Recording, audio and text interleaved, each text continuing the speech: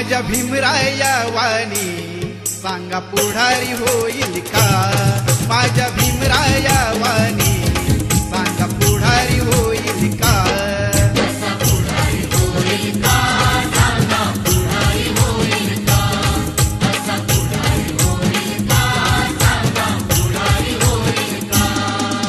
सुज्ञानाचा निर्मळ जरा भीमासारखा माणूस खरा जन्मा येईल का?